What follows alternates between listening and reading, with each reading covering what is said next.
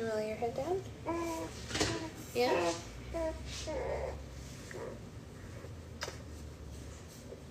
Yeah, sleepy time.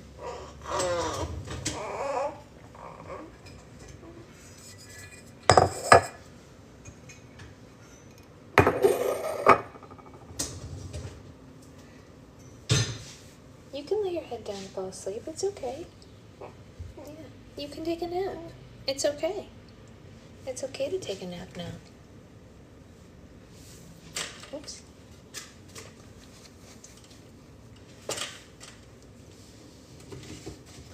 Morning, everybody. Morning, Mina. It's okay to take a nap.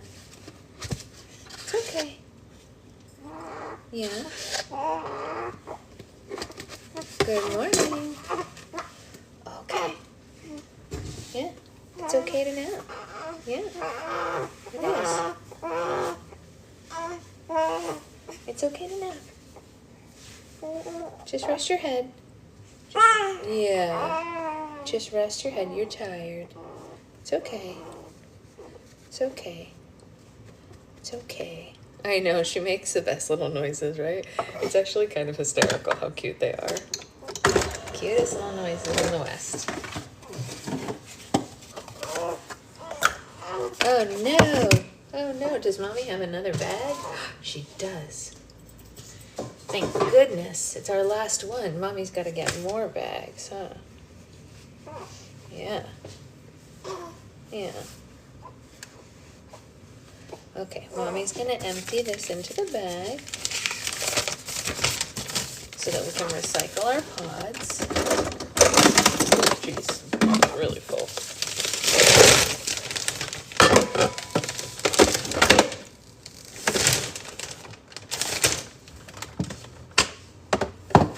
That was really full, my darling. Okay. All better. We fixed it, you guys. We fixed it. Everything's fine. Nothing is broken. Yeah. Let's get the milk.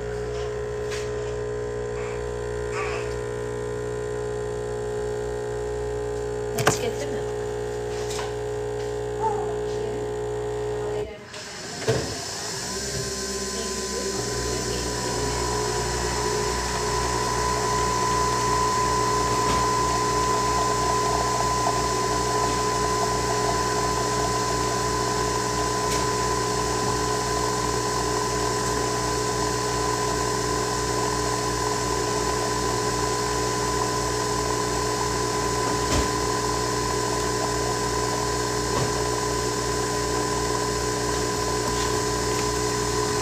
We have a little video feed. Yeah. Just a little bit. That's okay. That's okay. That's why when we have a spitter spot. Yeah, that's why we got that. You're okay. Lay it up there. You can nap now. You can. It's okay. Good morning. Good morning, everybody. How are we all today? Good. How are we feeling? Anyone have any fun plans for their Saturday? We, as usual, will go to the farmer's market after book club. Yeah, how are we feeling? You know, that's a great question, Amanda. Oh, this is not open.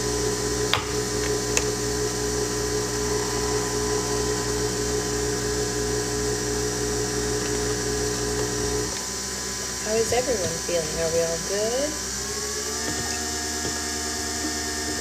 Really good today. Oh, excellent. We love to hear it. We want you to feel well. That's the whole thing. We want you to be well. Yes, yes, yes.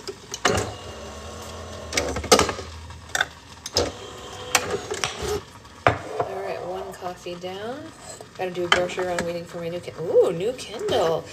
Did you get a new Kindle just for funsies, or did something happen to your old one? Both are great answers, obviously, but, you know.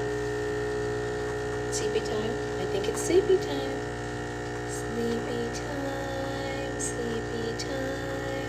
Do, do, do. I hope she likes when I sing, Bridget. I think she does. I hope she does, because I sing a lot. So it would be really sad for me if she didn't like when I sing. I don't know. I actually, when she gets really upset, I've been trying to start singing. I have a theme song for her. I can't tell you guys what it is because it's a song with her name in it. But there's a famous singer that sings a song based on her name. And I try to sing that to her when she's upset so that it will like be a calming thing for her over her life. Because it's her theme song, huh? Yeah. Yeah. But I do also sing her Disney songs. Huh? Yeah. When you wish upon a star, makes no difference who you are. Anything your little heart desires will come to you. Her eyes are getting heavy. Your heart is in your dreams. No request is too extreme. When you wish upon a star, as dreamers do. What do you dream about? Milkies? I bet so. I finished reading Fourth Wing. I can't believe I waited so long. You really like it? Yeah, I have a lot of friends who really like Fourth Wing. I was like, hey Karen, I was like, oh, is Amazon making a TV show? I actually did not know that, Amanda. That is news to me. I did not know they were making one. I was pretty pissed off about the cliffhanger. Did it not piss you off, Amanda? When I read Fourth Wing, I was like, you gotta be kidding me with the ending. And then, well, I won't say anything because you obviously haven't read the other one yet. You're here just for the baby. That's right. Aunt Karen is here. Do you want to say hi to her? She can't say hi because she's asleep, but she loves you just the same. You said hi to her yesterday, so that's fine. We're sleepy. Yeah, we're so sleepy. Just here for the baby. Look at that ear. Is that the most perfect ear you've ever seen in your life? Every time I look at her features, I'm like, why are they all so perfect? Why are your features so perfect? Why do you have the best ear that was ever made? I worked really hard to make that ear. I did. Yes, yes, yes.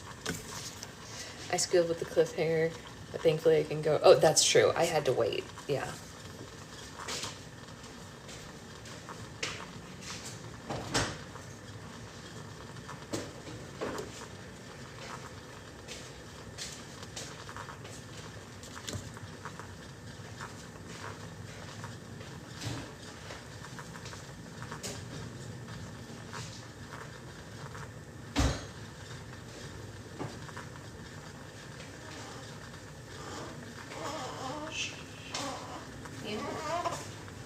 You're okay. You're okay, little scrunchy. Did you hear about the live action Snow White?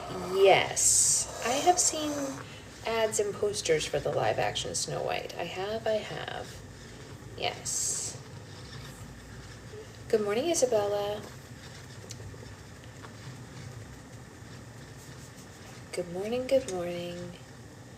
Hello, hello to everyone. I'm good. How are you feeling? Ooh, there we go. Look at that. Coffee for everybody. Mostly me. Oh, thank you, Bridget. That's very kind of you to say.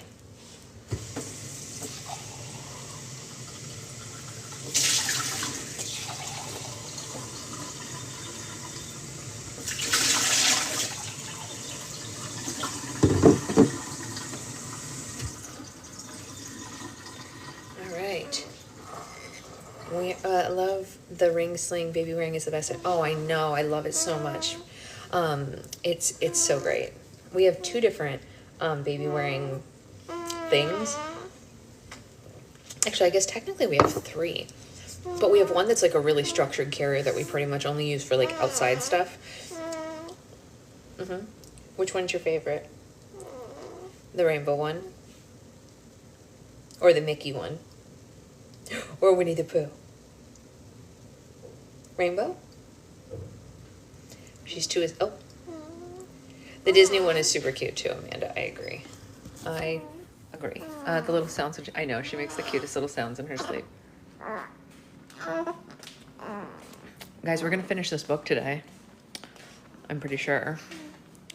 Pretty sure we're going to finish this book today.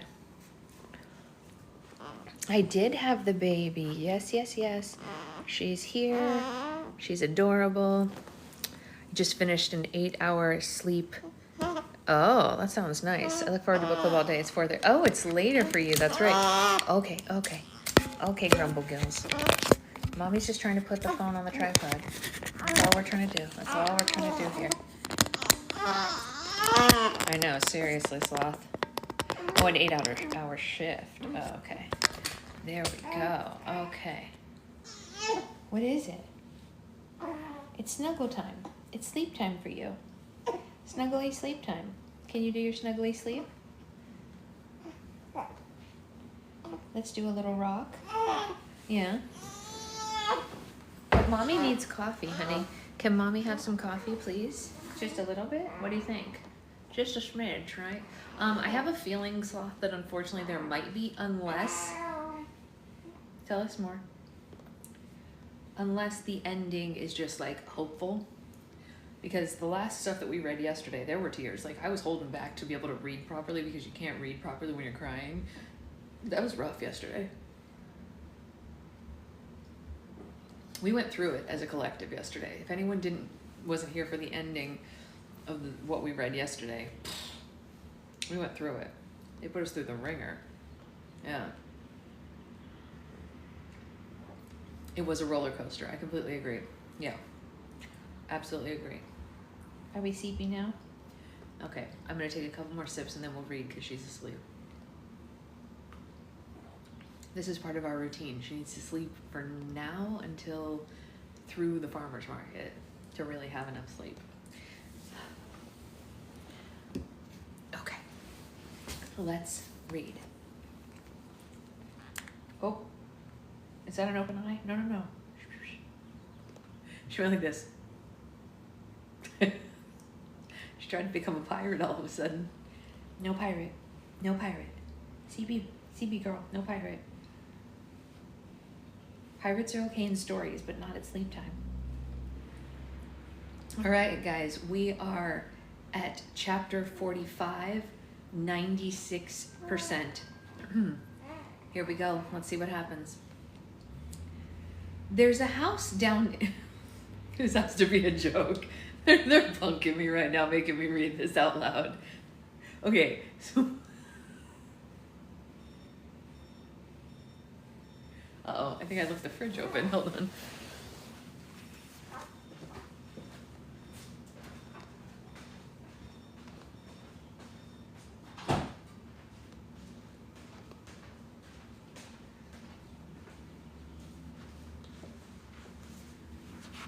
Not like open, but it was like a smidge open, and if you leave it, yeah, it chimes even if you leave it just like cracked. Okay, so what I'm going to tell you guys that is important for you to know, and you as well, is that every chapter begins with, as you know, the spells that I've been reading to you all, but they look different, right? They look like this, like they're set apart from the rest of the typeface, if you will, you know? And usually it's like, ring around the rosy, pocket full of posy, whatever, ashes, blah, blah, blah. That's what some of them are like. I'm going to read this one to you and tell you why, if you're reading this aloud, it feels like you're getting punked. Yeah? Yeah, okay, here we go. There's a house down in New Orleans. It's called the Rising Sun. It's been the ruin of many a woman, but God, I won't be one. A spell against conception requiring a red dawn and a drawn star. Now, I know that this is also a spell for the book's sake, but starting it with the Rising Sun made it feel like I was getting punked because of the song. Anyway. All right, here we go. By the spring equinox of 1894, the city of New Orleans has slid past spring and is flirting shamelessly with summer. The air is soft and heavy, magnolia sweet, and the sun drapes itself like a warm cat around bare shoulders. Very familiar. Beatrice Belladonna has been in the city for 3 weeks now. She's staying in a rented room in the upper 9th ward and hopes to stay longer. She's sitting now at a broad desk with breeze plucking at her endless stacks and piles of notes. More than half of them are written in Miss Quinn's careless and slanting handwriting, dashed off during her many meetings and interviews, which always seem to occur in midnight graveyards or abandoned bell towers and involve a great deal of danger. And then they're jammed haphazardly in a pocket or a purse when the authorities do arrive. Cleo dismisses Bella's concern with airy waves of her long fingers. Writing a book is dangerous business if it's done correctly. Over the winter, Cleo received not insubstantial contract from John Wiley and Son to write a book chronicling the sudden uprise of witchcraft among the sharecroppers and freed women of the South. Her editor desired a lurid account of cannibal witches and voodoo queens, a book so scandalous that it would provoke fainting spells and lengthy speeches about the moral decay of the nation, which would, of course, sell like ice cream on the 4th of July. Honestly, her editor's right. Cleo intends to oblige him, well, to a certain degree. Her working title is Southern Horrors, and so far it contains many hair-raising tales of hexed landlords and haunted sheriffs, of boo-hags and haints, of courtesans with poisoned smiles, and although it's conspicuously free of names or locations, it also contains a number of engraved illustrations. Above the depictions of mayhem and murder are inky black skies pricked with white stars in very particular patterns. If a person happens to know their constellations, and if they bear no ill will intent toward witches or women, they might reveal certain words and ways that John Wiley and Son never intended to publish. I know, right? Bella serves mostly as her typist and assistant, assembling notes and organizing chapters, but she also devotes considerable hours to the other much more ambitious and secret undertaking, to restore what has been burned, to find again what has been lost, to rebuild the Library of Avalon. Bella and Cleo collect spells wherever they go, hidden in rumors and stories, preserved in rhymes and hymns and sewing samplers, and they record them as accurately as they can. Already, Bella has begun a dozen new spell books, grimoires and guides, books of weather and medicine and beauty and death. She's written the words and the ways from the smallest household spells, charms to sort bad eggs from good ones, or maybe remove stubborn stains from white sheets, all the way to curses that will stop hearts or poison wells or heal bones. Many of the spells sound strange to Bella's ear, nothing like Mama Mags's rhymes. They come in odd forms and unlikely languages. Spanish prayers and Creole songs, Choctaw stories, star patterns, dances, drum beats. Not all of them are easily translated to ink and paper. Bella begins to believe that the Library of Avalon was only ever a sliver of witchcraft in the first place. She's probably right. She begins to believe that the words and the ways are whichever ones a woman has, and that a witch is merely a woman who needs more than she has. Well, that's something. Let's highlight that, because that's a good one. Yeah, right? Yeah? More? Okay. Mr. Blackwell agrees. Bella sends him... Yeah? Nap time? Yeah? Okay. Mr. Blackwell agrees, and Bella sends him pages of notes and ideas every other week, and he returns long missives stained with tea and wine, dotted with helpful questions and possibilities, and he also includes regular updates on the state of New Salem and the Sisters of Avalon. Bella is amused by the frequency with which Miss Electa Gage's name reoccurs. She will not be surprised to hear news of their engagement soon. That's really cute. So Electa, one of the women who was one of the original Sisters of Avalon with Juniper and all of them, is apparently in a tango with Mr. Blackwell, the librarian. We love them both, so I'm thrilled to see it.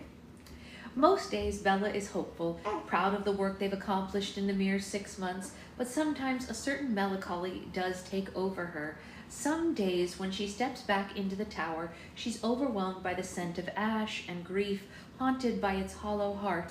And on those days, what they have gained seems to pale before the immensity of what they've lost. But the tower is no longer lost, nor is it ruined. The trees surrounding it are flecked with green furred buds, and the rose vines have crept up to the first window, but there aren't any blooms yet. Still, Bella has seen tight curls of red hidden amongst the thorns, just waiting. I agree, Mr. Blackwell does deserve happiness. Bella and Agnes swept out the ashes and hauled burned scraps from the tower. They scrubbed the scorch marks with lye and hung twists of lavender encampment in the windows. Mr. August Lee turned up with a number of useful tools, many of which were stamped with company names and certainly did not belong to him. Either way, he helped the sisters fell and cure the timber that they needed. It sits now in neat stacks, drying. By summer, perhaps they will have a staircase again, and the beginnings of bookshelves. All they have now is a rope ladder leading up to the little round room at the top of the tower, where 3 beds still stand in a neat circle. Bella and Cleo have spent many nights in the tower when Cleo provokes some particular outrage, or when Eve goes through one of her long phases of refusing to sleep except when held in someone's arms.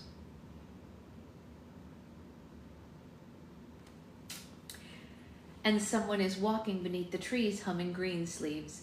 Bella likes it there, although sometimes after a visit to Avalon, she finds corrections and additions to her notes. I'm glad you saw that, Amanda.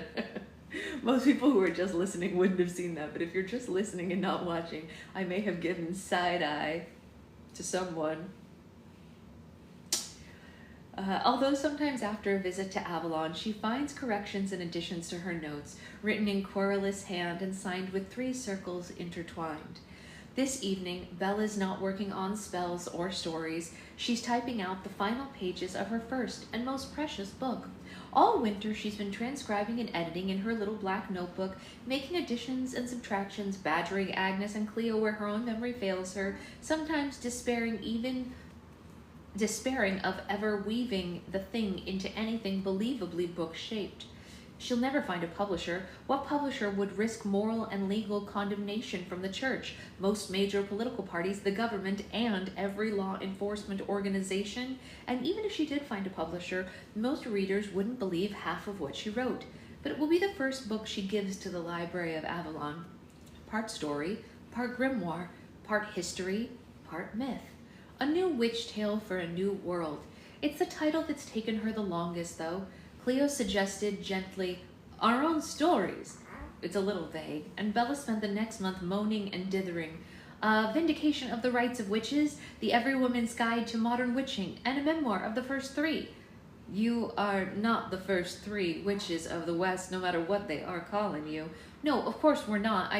Nor were the last 3 truly anything, it turns out. Cleo added musingly. History is a circle, and you people are always looking for the beginnings and the ends of it. She swept out and left Bella to think about the endings and beginnings and circles, and she thought of the sign of the 3 burned into the door of Avalon, and the phrase inscribed above it, and found that if she took certain liberties with the Latin, it made a perfectly serviceable title. The light is fading as Bella tears the final page from the typewriter and lays it neatly on the stack. And there's still 1 chapter left to be added, but her part here is done. I really hope so, Avery. I really hope so.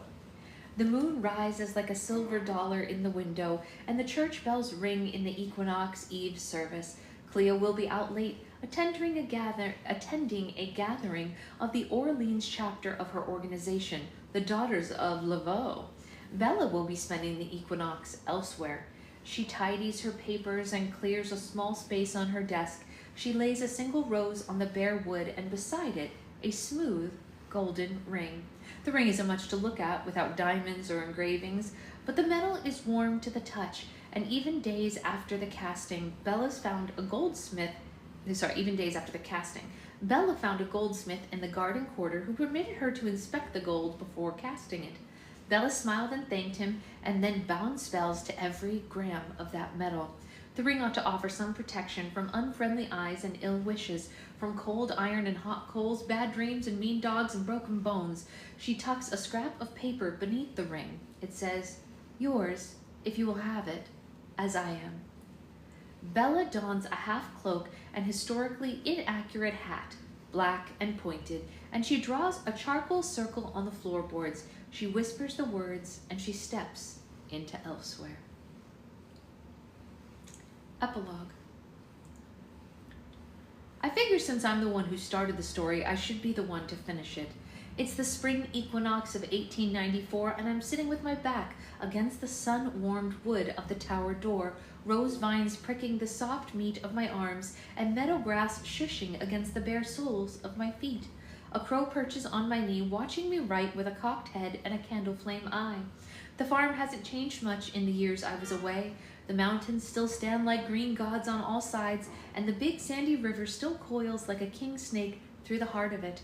Owls still call 3 times at moonrise, and dogwoods still bloom in the deep blue shadows. Mama Mags's house has sunk a little farther into the earth, like an old woman settling deeper into a rocking chair, and her herb garden has run wild and weedy. But otherwise, I can almost believe that no time has passed at all. Hey, Anya. I can believe that I'm still 17 and all alone, living for the day that my daddy would finally die. Except I'm not alone now, and neither am I living. I died on the fall equinox in St. George Square, and death doesn't brook any backtalk or take-backs. But witching is nothing if not a way to bend the rules, to make a way where there is none. My soul lingers, bound alongside the last 3 to the lost ways of Avalon, and to the rose-covered stones and burned books, and to witching itself. It isn't the same as being alive. I don't eat, drink, or except to remind myself that I can, and I don't sleep now that so much has come undone. As soon as my attention wavers, I unravel like a dropped bobbin, losing myself among the roots and stones. But damn, it's a sight better than being dead, I figure. On bad days, I have Corvus. My familiar's a creature of the margins and the in-betweens. Being half magic and half bird and 3/4 mischief, he laughs his crow laugh at me when I fret about whether I'm dead or alive, sundered or saved. And just looking at him reminds me that I can still feel the sunlight on my skin and breathe the rich, wet smell of spring. And if that isn't enough, well, it has to be. It's all I've got. I wasted time brooding in the early days after my death. I dreamed about stepping into the flames and smoke filling my mouth and my throat and my lungs, about all the sights that I'd never see and the hell I'd never raise. But then Bella and Agnes called the tower back out of nowhere, and I held my baby niece in my arms, and all those regrets faded like a cheap newsprint in the rain.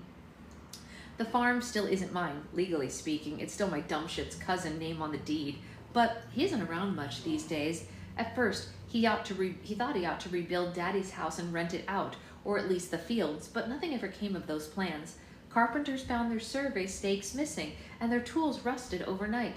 Planted seed went bad, and crops wilted, without reason. Briars grew twice as tall and 3 times as thick as they did elsewhere in the county, obscuring the clay drive and rising like thorned walls along the borders. And in the end, my cousin just threw up his hands, and he left my land alone. Dead or alive, she's still causing mischief. You're right, Amanda. So there was no one to notice 3 women and 3 blackbirds slinking through the woods, no one to see the tower appear on the back acres, lit by stars from another time and another place, covered by the burnt bones of rose vines. Bella fretted sometimes about leaving Avalon in Crow County and suggested that they find a place even more remote and defensible, but I wanted to stay home, and my sisters don't deny much of anything to me these days. I rarely wander from the tower. I can, but I feel thin and anxious when I'm away for too long, like a poorly knitted shawl that might unravel at any moment, and I never lack for company. Bella and Cleo visit Agnes or bring supplies, sitting side by side to write by the fire. Their silence is interspersed with heartfelt swearing and the scratching out of unsatisfactory lines. Agnes and August stay with me when they aren't out teaching witchcraft to women and working men. Sometimes they leave Eve behind them, who generally leaves me feeling outnumbered and surrounded, even though there's only one of her. Yeah, huh? Do you outnumber us even though there's only one of you? Yeah. Then there are the others my sisters bring with them. Stragglers, lost girls, outcasts, outlaws, girls running from their suitors or from their fathers or uncles or neighbors, from weddings and boarding schools and convents, from desperation and despair, and the siren call of wading into rivers with stones in their pockets. I give them a place to hide and to rest and to gather the frayed ends of themselves, and sometimes, if they ask, I do give them more. I teach them which herbs to pick and which words to say and which spells work best on the milk moon and which require the heat of summer. I teach them every bit of witching that Mags taught me, and every spell that Bella and Cleo dragged back, and then I send them out into the world, like thistle seeds tossed into the wind. I hope they might take root and grow tall and thorned and beautiful. I suspect they will. Already I can feel the world shifting around me, changing like a riverbank beneath rising water. The papers Bella brings home talk about burning factories and brutal men found dead, about sewing circles caught spreading seditious spells, and a Colorado mining town where no man dared to tread. Out west in the Indian Wars they're going poorly, or, well, according to my line of thinking they are, and the rumors of the old rebellion, and there are rumors of rebellion in Old Cairo. I guess something rose from my ashes after all. It makes me wonder if those Phoenix stories were never really about birds in the first place. The backlash will come one day. It always does. I know the world won't change easily, that more women will burn before it does change, but at least I got to see the beginning of it, and Bella says I could linger as long as I like, being dead and all. I don't figure I'll stay longer than is natural. One day, when Eve is long grown and my sisters are old, when perhaps the lost girls come less often to visit me because the world is less cruel, I'll just lay myself down to rest beside the maiden and the mother and the crone, and the three will become four, and the East Woods will fade into myth and rumor and fire-lit witch tale. Well, it's dusk now. Very soon the air will twist, and two women will appear on either side of me. Their cheeks will be flushed with heat of witching, and their cloaks will twist in the autumn wind that still blows in Avalon, even in springtime. One of them will be tall and narrow, clever-looking, eyes bright behind her spectacles. One of them will be sweet-faced and sturdy, a baby clinging to her chest. And I will smile up at them and see for a moment not my sisters, but the first notes of a half-familiar song, the first lines of a story that has been told before and will be told again. Once upon a time, there were 3 witches.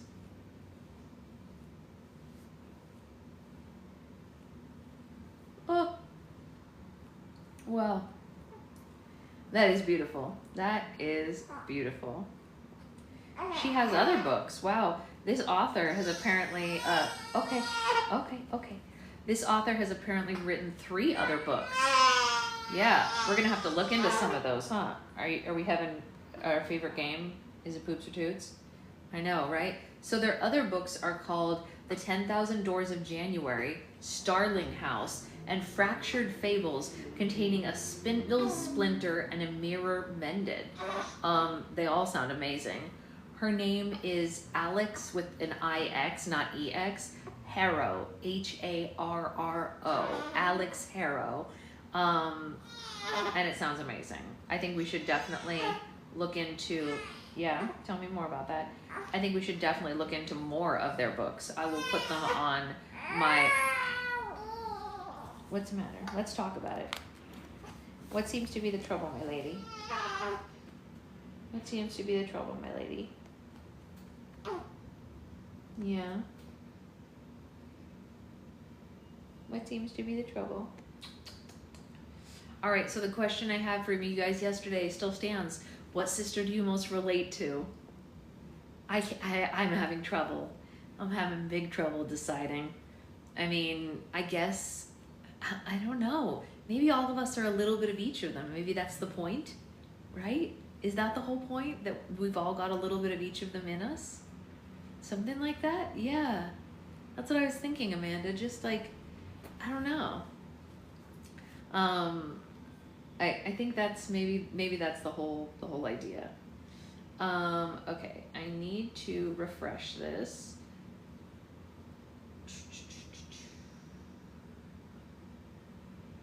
To see if our other book downloaded. So here is a small, we are going to start so our plan was to finish that book today and then start the next Princess Diaries. Herein lies the issue, and I will explain, and we will still start, but here's the explanation. So this library book was due back a week ago, so I just turned my Kindle on airplane mode so we could keep it for the extra week. But that means that it hasn't downloaded the next book yet because it was on airplane mode.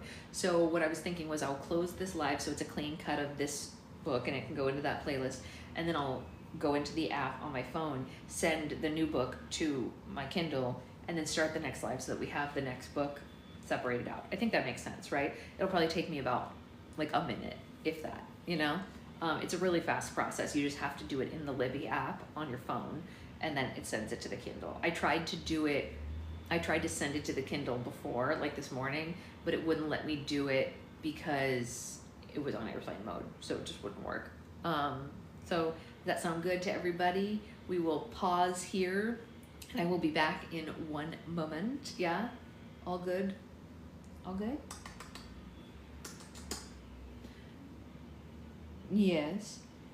Yes. We are sleepy, girl. All right, I'm gonna pause this, and I will see you in a minute, guys.